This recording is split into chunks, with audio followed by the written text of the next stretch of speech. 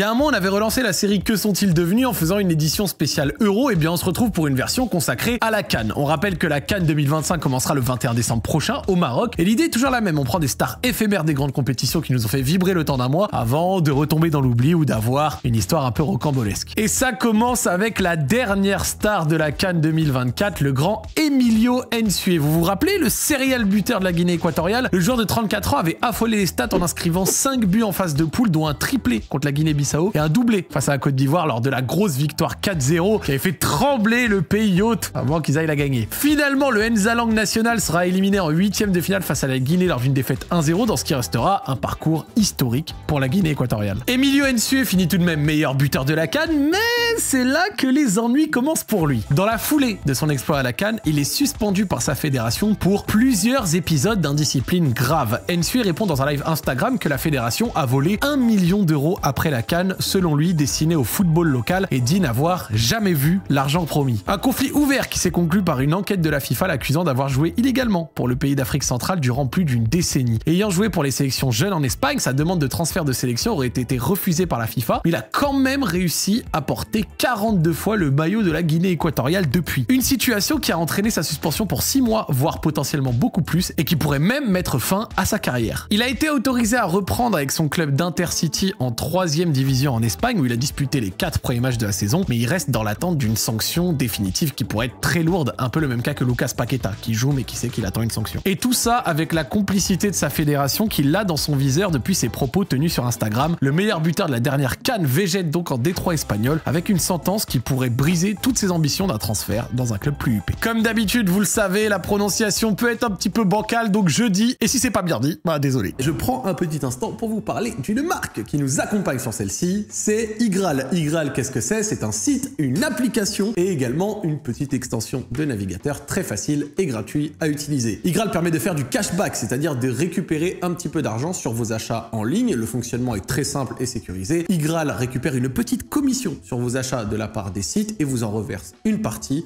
C'est comme ça que vous pouvez récupérer un petit peu d'argent gratuitement. Les avantages sont évidemment cumulables avec d'autres réductions. Si vous avez un code promo, vous pouvez aussi faire du cashback. L'un n'annule pas l'autre. Et pareil pour les soldes, etc. Tout se cumule sans aucun souci. Vous pouvez profiter de tout en même temps. Les utilisateurs qui l'utilisent au quotidien gagnent en moyenne 120 € de cashback par an. C'est quand même plutôt correct. 10 € par mois. Et avec le lien que vous avez dans la description, vous avez une offre de bienvenue qui vous permet de récupérer 10 € au lieu de 3 €. Merci à Igral de nous suivre et je vous souhaite un bon visionnage. Un autre héros dont vous vous souvenez sûrement, Shaker Aladur. Lors de la CAN 2021 disputée en 2022 en raison du Covid-19, les Comores avaient été la sensation du tournoi en se qualifiant pour la première fois de leur histoire avec 0 points et 0 but marqué après 2 journées en phase de poule, donc une défaite 1-0 face au Gabon puis 2-0 face au Maroc. Les Comores avaient réussi l'exploit de battre le Ghana 3-2 lors de la dernière journée et ça leur avait permis de se qualifier in extremis pour les 8e avec la place de meilleur 3e. Merci d'ailleurs la défaite de la Sierra Leone et la fessée de la Côte d'Ivoire face à l'Algérie. Les Coléacantes débarquent en 8e de finale pour la première CAN de leur histoire, mais avec un problème de taille, 12 joueurs des Comores sont testés positifs au Covid, parmi lesquels Moyadou Seni et Ali Ahamada, les 2 gardiens remplaçants. Autre souci, le titulaire dans les cages, Salim Ben Bouana, est blessé. La CAF refuse le retour dans le groupe d'Ali Ahamada, finalement testé négatif, et oblige les Comores à aligner Shaker Aladur dans les cages, sauf qu'à ce moment-là, c'est le latéral d'Ajaccio, et il mesure 1m72 pour 65 kg, et il s'était porté volontaire à l'entraînement et a enchaîné quelques spécifiques pour s'approprier un nouveau rôle à la dernière minute, celui du gardien. Aladur n'avait disputé aucune minute de cette CAN et faisait donc partie de ceux testés dans les buts par le staff. Avec ses gants empruntés et son maillot rafistolé floqué d'un légendaire 3 au sparadrap bleu, il s'aligne face à Vincent Aboubakar et Karl Toko Ekambi avec le sourire. Il signe même 3 parades spectaculaires dans une de la tête et s'illustre surtout comme un vrai libéraux, créant un peu le surnombre très utile aux Comores à la relance, surtout après l'exclusion d'Abdou dès la 6e minute, des problèmes jusqu'au bout. Aladur et ses copains s'inclinent finalement 2-1 avec les honneurs et un golazzo signé Youssouf M. Changama. Son coach en club à Ajaccio, Olivier Pantaloni, était lui beaucoup moins fan du Shaker Aladur gardien et assure au micro de Being que le mettre dans les buts est un manque de respect, c'est un joueur adorable, ajoute-t-il. Si adorable qu'à son retour en club, Pantaloni l'envoie jouer avec la réserve en National 3 sans jamais rejouer ensuite avec l'équipe première. Sans contrat pendant 1 an, il a ensuite rejoint cet été le club des Sables d'Olonne en R1 où il évolue toujours en tant que latéral. On a l'impression qu'il a été sanctionné pour avoir rendu service à son pays, c'est une dinguerie. Un autre gardien, mais un vrai cette fois, fois. Si vous êtes un OG de la CAN, vous avez déjà entendu parler de lui. On parle du gardien de l'Égypte, Mohamed Abou Gabal, dit simplement Gabaski, et à 33 ans, celui qui galérait à se faire une place dans son club de Zamalek a été appelé à la dernière minute par Carlos Queiroz en tant que deuxième gardien de l'Égypte, derrière Mohamed El Shenaoui. Et la compétition, elle démarre mal pour Gabaski parce que voilà, encore une fois 2022, tout ça, il est testé positif au Covid avant le premier match des poules et reste donc sur le banc pour les 2 matchs suivants. Les Pharaons se qualifient pour les 8e et petit coup du sort, le titulaire se blesse contre la Côte d'Ivoire et ça offre à Gabaski l'opportunité d'entrer à la 88e minute. Et à ce moment-là, le show il démarre. Il arrête un penalty d'Eric Bailly lors de la séance de tir au but pour qualifier l'Égypte, puis il sort une tête de Naïef Aguerd à la 81e en quart avant d'envoyer les Pharaons en finale, après avoir de nouveau brillé au tir au but face à Harold Moukoudi et James Lea Slicky. Le tout grâce à la bouteille de la victoire sur laquelle il colle toutes ses antisèches. La belle histoire va malheureusement s'arrêter en finale puisque malgré les arrêts de Gabaski devant Sadio Mané sur penalty puis face à Bounassar lors de la séance de tir au but, le Sénégal l'emporte 4-2 sur penalty après un match nul 0-0. Le gardien égyptien restera tout de même dans la légende de la CAN, lui qui n'avait jamais participé à une compétition majeure avec sa sélection jusqu'ici. Et là vous vous dites, c'est quoi la suite après ça? Eh ben le spécialiste des tirs au but ne sera pas pour autant prolongé par son club de Zamalek à son retour et il décide de rejoindre librement le club de National Bank of Egypt en septembre 2022. Une rumeur à l'hiver 2024 l'envoie même en prêt du côté d'Al Ahly pour remplacer son grand rival en sélection Mohamed El Shenaoui, blessé pour le reste de la saison après une blessure à l'épaule, un transfert finalement abandonné lors de la dernière journée de mercato et son absence lui permet de retrouver sa place de titulaire en sélection qu'il avait perdu aussitôt la CAN 2021 terminée. Mais depuis, malheureusement pour lui, il s'est fait les croisés et il n'a pas rejoué un seul match de la saison. Pour celle-ci, on va faire une petite exception car ce n'est pas un joueur qui a participé à la CAN ou qui a été marquant là-bas en tant que tel, mais il a eu une carrière tellement spéciale et il n'est pas très connu en France, donc je me dis que, allez, ça joue, on se le permet. Et je suis content car je vais vous parler de Bruce Grobbelaar, un nom qui ne parlera évidemment qu'aux plus anciens d'entre vous. Né le 6 octobre 1957 en Afrique du Sud, il grandit en Rhodésie, actuelle Zimbabwe, et pratique plusieurs sports comme le cricket, le rugby et enfin le football qui démarre au haut niveau au club du Matabeleland Highlanders. Le nom est assez stylé. Et c'est plutôt cool, sauf que là-bas, il est confronté à des situations de sorcellerie et il déclare: avant les matchs, nous mettions en cercle pendant que le sorcier tenait un seau d'eau dans une main et la queue d'une chèvre dans l'autre. Il plongeait la queue dans le seau, au fond il y avait de la bouse de vache et de l'herbe et il en saupoudrait chaque joueur. Ensuite nous allions au stade et nous jouions, et si nous gagnions, c'était le sorcier qui était la vedette. Ah, loin de moi tout ça. Ah. C'est déjà costaud, mais sa carrière et sa vie subit un tournant autrement plus compliqué car comme beaucoup d'hommes de son âge, il est obligé de passer par une certaine case, celle du service militaire. Il est assigné aux frontières et tout se passe plutôt bien, calmement, jusqu'au jour où son escouade se fait attaquer. Bilan, plusieurs morts, mais il en sortira vivant et il déclara à nouveau: je ne pourrais pas vous dire combien d'hommes j'ai tués, mais tout à coup, un jour, tout est fini. Vous avez fait votre part et vous remerciez simplement votre bonne étoile d'être sorti de là vivant. Ce n'était pas terminé pour tout le monde, certains ont dû faire une deuxième tournée et beaucoup se sont suicidés quand on leur a dit de faire 6 mois de plus.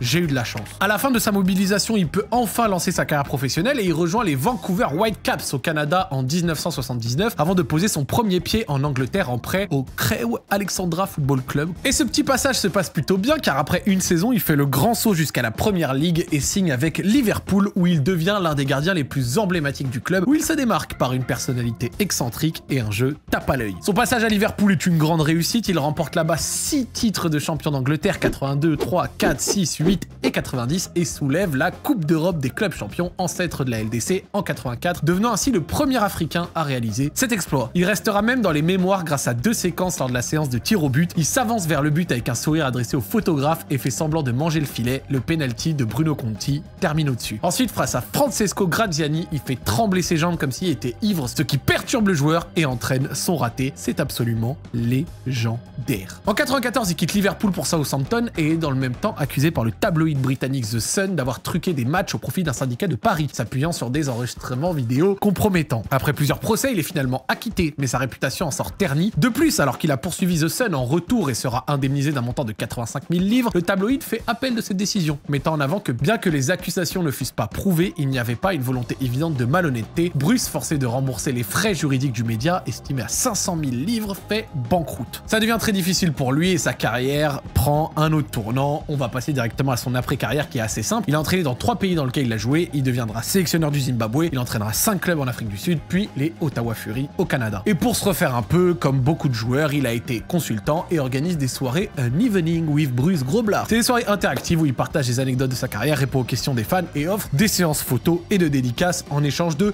25, 45 ou 75 livres en fonction de la prestation souhaitée. C'est quelque chose que fait un autre joueur que vous connaissez un petit peu mieux peut-être, c'est Javier Pastore. Voilà, comme ça vous savez tout jusqu'au bout. Il n'a peut-être pas été très marquant à la CAN et il n'a même pas participé aux 2 CAN que le Zimbabwe a fait.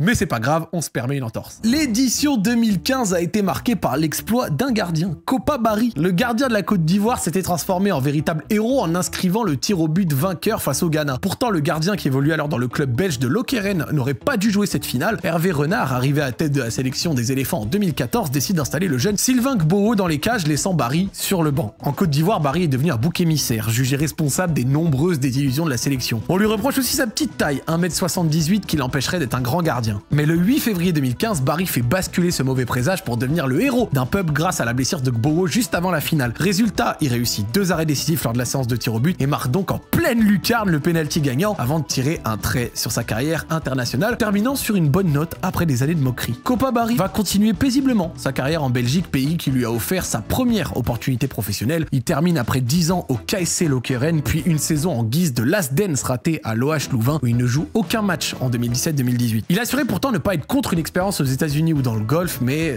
je crois que sa taille lui a encore porté préjudice. Son pays d'adoption ne l'a finalement pas oublié, il lui a offert un plan pour son après-carrière. Il est aujourd'hui entraîneur des gardiens de Lokeren, en plus d'être toujours un fervent supporter des éléphants. Sur son compte Insta, il analyse chaque perche de la sélection de Côte d'Ivoire, donne son avis sur des gardiens du championnat belge ou rappelle sa gloire passée. Il a même décroché le 15 octobre dernier une 20e place au classement du Hall of Fame de Pro League après ses 15 années passées en Belgique. Je vais vous raconter maintenant l'histoire rocambolesque de Nii Lamptey. Nii Lamptey est né le 16 décembre 1974 à Accra, au Ghana, et Nii Odarta Lamptey grandit dans un contexte familial particulier, et quand je dis particulier, c'est absolument horrible. Il est battu et brûlé avec des mégots de cigarettes par son père et délaissé par sa mère. Le football fait alors office d'échappatoire. Il est repéré dès l'âge de 6 ans par un riche homme d'affaires ghanéen qui aurait eu du flair, car il perce dans le football, explose les catégories jeunes et mène son équipe U17 du Ghana à la victoire en Coupe du Monde 91, où il est même élu meilleur buteur et meilleur joueur d'un tournoi où on retrouve Del Piero, Marcelo Gallardo ou encore Juan Sebastian Veron. Autant vous dire qu'il est à ce moment-là promis à une grande carrière. Les scouts de nos amis belges d'Anderlecht aiment ce qu'ils ont vu et le recrutent à 16 ans dans un contexte assez particulier. Assez jeune, il est en effet approché par Antonio Caliendo, un agent réputé qui était l'agent de l'international nigérian Stephen Keshi, qui le fait venir au Nigeria caché dans un taxi avant de lui faire prendre un avion pour la Belgique sous l'identité du fils de Stephen Keshi afin de pouvoir signer à Anderlecht en son nom propre. En fait, ils le font rentrer en Belgique illégalement, mais une fois là-bas, il signe légalement. C'est particulier, mais c'est comme ça. De plus, ne sachant pas lire, Nii Lamptey se lie contractuellement sans vraiment le savoir à l'agent Antonio Caliendo, et autant vous dire que ce qui les lie, c'est l'argent et notamment les deals, on va y revenir. Lors de sa première année, il marque pour sa première entrée en jeu avec le club belge en 90, alors qu'il est toujours âgé de 16 ans. Avec 7 buts en 14 matchs, il sera sacré champion de Belgique lors de cette première année. C'est une belle réussite. Et il devient alors très vite international et atteint aux côtés d'Abedi Pelé la finale de la CAN 92 qui perdront contre la Côte d'Ivoire. Une très belle édition, bravo à la Côte d'Ivoire. Sa carrière en club prend un autre tournant quand le PSV Eindhoven le recrute pour remplacer le grand Romario, où il réalisera la meilleure saison de sa carrière en remplaçant le Brésilien avec 10 buts en 23 matchs. Et au lieu de lui offrir une continuité, Antonio Caliendo en profite pour l'envoyer en première ligue du côté d'Aston Villa, qui à ce moment-là est un club moins huppé que le PSV Eindhoven, mais ça lui permet d'empocher les 25% de commission qu'il y avait à aller chercher sur son transfert. Son passage en Angleterre est un échec. Entre Pelé, qui l'avait désigné comme son successeur suite justement à sa Coupe du Monde, et sa saison au PSV, il ne répond pas aux attentes car il était très hypé là-bas et enchaîne les blessures et les échecs sportifs, ce qui lui fait perdre confiance en lui. Après des passages sans éclat en Italie, Argentine, Turquie, Portugal, Allemagne, Chine, Émirats Arabes Unis à raison d'un club par saison, il rentre au Ghana en 2005. On pourrait penser qu'il vit quand même une carrière en parallèle avec les Black Stars du Ghana, sauf que sa carrière vit un second coup lors de la CAN 96. Après la finale de 92, lors de la CAN de 1996, le Ghana atteint les demi-finales après une phase de poule très convaincante et un quart remporté face au Zaïre jusqu'au coup du sort. Nii Lamptey prend un carton rouge en demi-finale face aux Sud-Africains qui eux jouent à domicile à Johannesburg dans un stade plein. Ils en profiteront pour gagner la rencontre 3-0. En plus de ça, il se brouillera avec Abedi Pelé. Suite à ce carton rouge plus l'embrouille avec la star du Ghana, il ne sera plus jamais appelé en sélection nationale. Et ce n'est malheureusement pas fini. Alors qu'il tente de se reconstruire et après avoir perdu 2 de ses enfants de maladies rares et très jeunes, un coup de tonnerre frappe sa vie personnelle. Nii Lamptey découvre que ses 3 enfants qu'il a élevés pendant des années ne sont biologiquement pas les siens, sa femme de l'époque l'ayant trompé. C'est une horreur, sachant que déjà le mariage avec sa femme avait fait polémique auprès de sa famille pour des raisons de ils étaient pas de la même ethnie, de la même tribu, tout ça. Autant vous dire que ça l'a tué. Dévasté par cette révélation, il sombre dans une profonde dépression, se retrouvant isolé et en proie au doute, mais il trouve quand même la force de se relever, déterminé à ne pas laisser cette épreuve briser sa vie. Il décide alors de tourner la page en se consacrant à l'entraînement des jeunes, partageant les leçons qu'il a tirées de sa propre carrière. Il apparaît régulièrement dans les médias médias et est notamment nommé Head of News pour la Ghana Broadcasting Corporation en 2024. C'est des choses qu'on voit sur Instagram. On lui souhaite une fin de vie un petit peu plus paisible que ce qu'il a vécu plus jeune. Si vous vous souvenez du back-to-back de l'Égypte lors de la CAN 2010, vous vous souvenez forcément de Mohamed Nadji, ou plutôt le dénommé Guedo, qui a marqué de son empreinte cette CAN organisée en Angola. Avec une carrière essentiellement construite en Égypte, peu nombreux sont ceux qui se rappellent de Guedo avant la CAN 2010, sorti un peu de nulle part, c'est-à-dire d'un autre club que Al Ahly ou Zamalek, puisqu'il évoluait alors à Al Ittihad à Alexandrie. L'attaquant avait connu sa première sélection chez les Pharaons seulement quelques mois avant le début de la CAN lors d'un amical de préparation justement face au Malawi. Unique buteur lors de sa deuxième sélection face au Mali, il est dans le groupe retenu pour la CAN par le sélectionneur Hassan Cheta à la place de Mido, habituel titulaire sur le front de l'attaque. Un choix payant pour Cheta puisque Guedo inscrit 2 buts lors des 2 premières journées de poule face au Nigeria et au Mozambique, permettant aux Pharaons de s'adjuger la première place de leur groupe. L'attaquant d'Alexandrie n'allait pas en rester là pour autant. En quart de finale face au Cameroun, alors que le score est de 1 partout au terme des 90 minutes réglementaires, Guedo vient donner un avantage décisif aux Pharaons dès la 2e minute de la prolongation et Ahmed Hassan viendra porter le coup final. Je sais qu'il y a beaucoup d'Algériens qui me suivent et bah forcément ça va vous ramener des souvenirs peut-être pas très bons. En demi-finale face à Algérie, il viendra parachever la démonstration offensive des siens, inscrivant le 4e but de la rencontre au bout du temps additionnel. Mais le clou du spectacle est réservé pour la finale, opposé au Ghana, les Black Stars, les futurs quarts finalistes du mondial. En Afrique du Sud, les Pharaons doivent tout tenter pour ajouter une 7e CAN à leur palmarès, la 3e consécutive, et Guedo deviendra le sauveur de toute une nation, alors que la partie était cadenassée comme souvent en finale, j'ai envie de vous dire. Depuis le coup d'envoi et que les prolongations semblaient inéluctables, Guedo sur une percée spectaculaire accompagnée d'un petit 1-2 avec Mohamed Zidane, le nom qui fait trop plaisir, hein, vient tromper la vigilance du gardien des Black Stars d'une frappe croisée, un contre assassin qui permet aux Pharaons d'affirmer un peu plus avec cette nouvelle CAN leur titre de meilleure nation d'Afrique avec 7 CAN empochées en 57, en 59, en 86, en 98, en 2006, 2008 et 2010. Ça va maintenant faire 14 ans qu'ils n'en ont pas gagné, mais quand on gagne 4 entre 98 et 2010, c'est quand même insolent. Après cette mise en lumière subite, Guedo signe dans l'un des clubs les plus réputés du pays, à Al Ahly. Champion d'Égypte à de multiples reprises, il y restera 5 ans avec 23 buts en 95 rencontres disputées avant d'être tenté par un défi à l'étranger. Et pour la première fois de sa carrière, Guedo s'envole pour un championnat étranger et c'est à Hull City, où évoluent déjà 2 de ses camarades en sélection, qu'il se fait prêter pendant 6 mois à partir du 31 janvier 2013, malgré les intérêts de plusieurs autres clubs européens. Et tout semble indiquer que le prodige de la CAN 2010 n'a rien perdu de sa superbe, puisqu'il ne faudra qu'une minute pour marquer son premier but face à Derby County, une tête splendide à 46e après être entré à la mi-temps. Et malheureusement pour lui, sa progression est stoppée net par une blessure qui le laissera éloigné des terrains pendant 3 mois. Un coup d'arrêt qui ne marque pas pour autant la fin de son aventure avec les Tigers, puisqu'il remplit l'été 2013 pour une saison supplémentaire qui ne sera pas aussi prolifique que ses 6 premiers mois, alors qu'entre février et juin 2013, il avait inscrit 5 buts en 12 rencontres, permettant à son équipe de retrouver la première ligue. Lors de la 2e année de prêt, Guedo n'a disputé que 2 matchs sans marquer.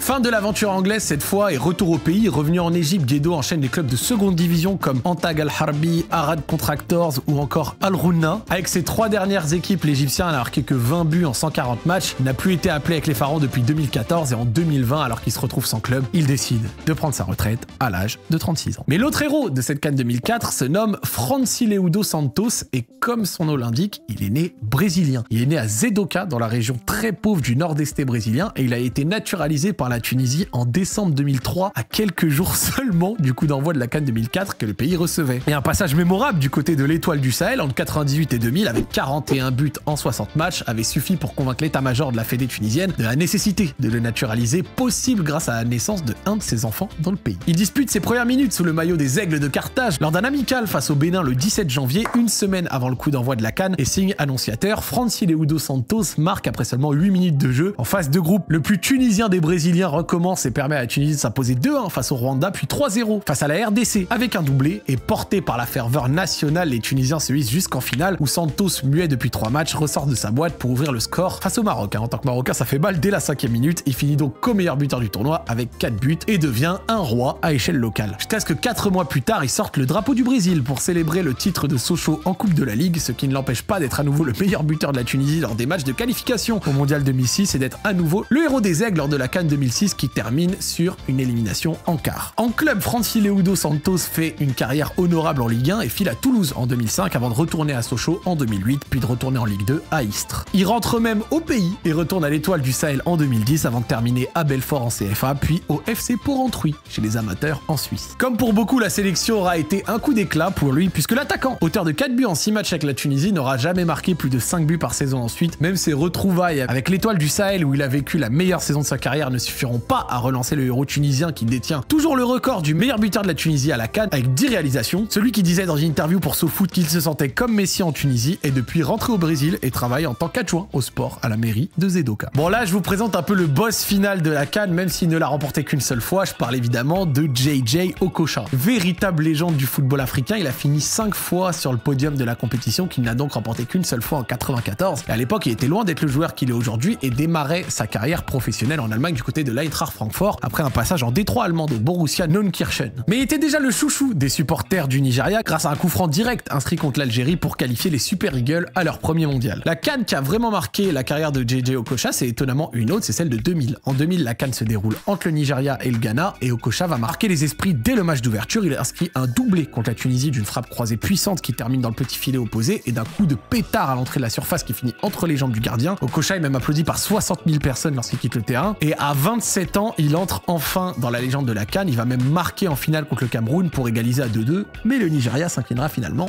au tir au but. Okocha est alors à son prime, il joue au PSG, fait rêver le Parc des Princes, mais il décide de quitter la capitale française 2 ans plus tard pour Bolton, à 29 ans. JJ devient aussi le chouchou du public anglais et va y rester 4 ans, 4 années durant lesquelles il ajoute d'autres lignes à son palmarès en sélection puisqu'il va finir à chaque fois à la 3e place des CAN 2002, 2004, 2006, celle de trop sans doute pour la légende des Super Eagles qui se contentera de cirer le banc presque toute la compète sans marquer le moindre but. Il annonce alors prendre sa retraite internationale dans la foulée de ce 5e podium à la CAN. Côté club, Okocha a cédé aux sirènes de l'argent et joue alors au Qatar SC avant de rentrer en Angleterre la saison suivante à Hull City. Un transfert que, je cite, Dieu lui aurait conseillé selon ses dires, sauf que ça sent vraiment la fin pour lui, il ne joue que 18 matchs en raison de blessures à répétition et même si Hull City monte en PL à l'issue de la saison, la direction le libère et l'envoie donc à la retraite temporairement. En 2012, il reprend du service pour signer au Durgapur Vox Champions, un club de Bengale Premier League dans le West Bengal en Inde. La ligue vient alors d'être créée avec un modèle semblable à la MLS, sauf qu'il n'a jamais pu jouer un match là-bas puisque faute de diffuseur, le début du championnat est reporté avant qu'il ne disparaisse tout simplement.